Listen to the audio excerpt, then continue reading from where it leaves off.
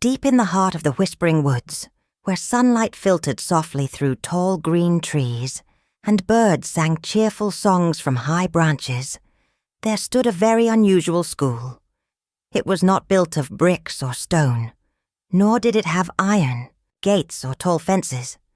Instead, the school was nestled in a bright clearing, where flowers bloomed for much of the year, and the grass grew soft and springy beneath small paws and claws. The walls were woven from branches and colorful leaves.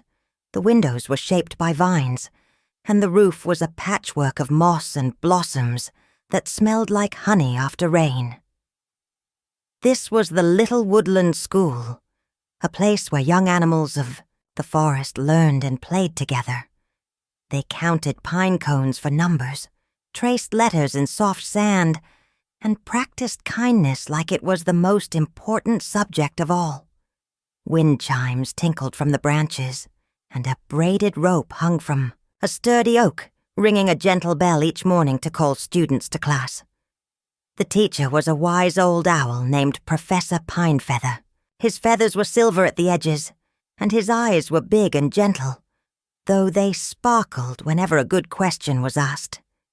He wore tiny half-moon spectacles perched on his beak, and kept a scroll tucked beneath one wing, just in case a poem needed to be read at a perfect moment. When he laughed, it sounded like the rustle of soft pages. On a warm spring morning, 5 friends hurried toward the clearing, eager for a new day. First came Benny the rabbit, small and bouncy, with ears so long they sometimes trailed behind him like kite tails. Benny was curious about everything, sometimes too curious, and he loved to hop in place whenever he got an idea. Next waddled Daisy the duckling, her yellow feathers bright as marigolds.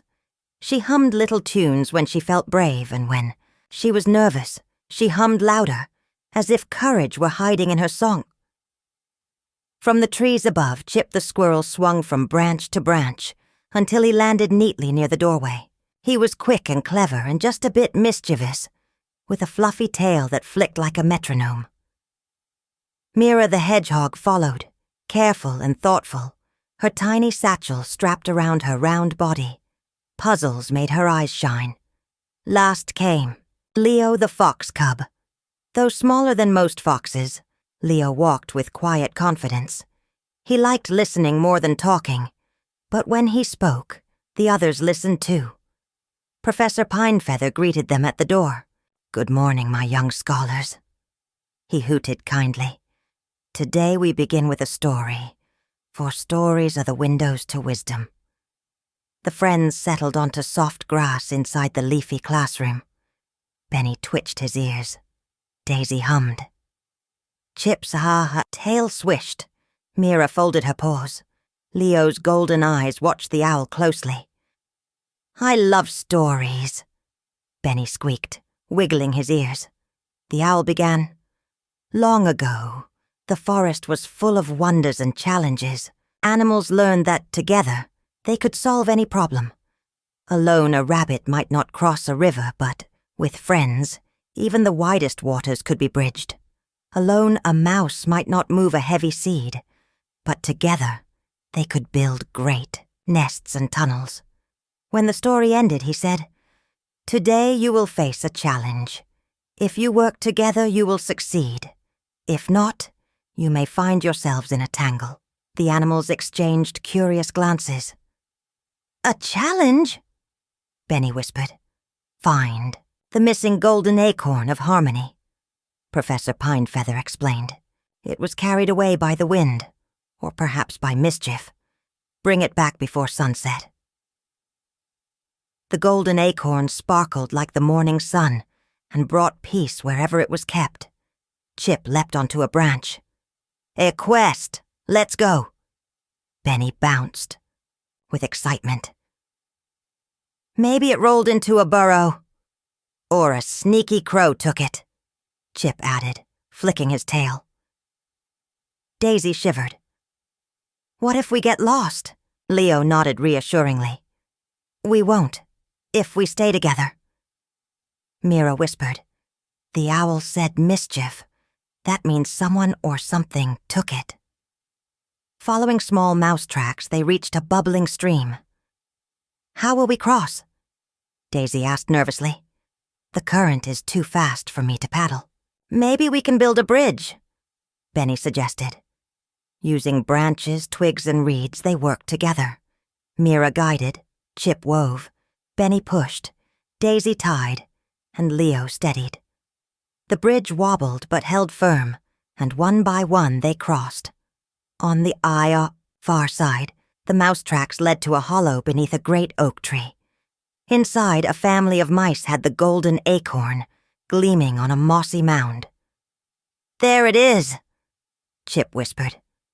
"But they look so happy," Daisy said softly. Mira nodded. "We can't just take it."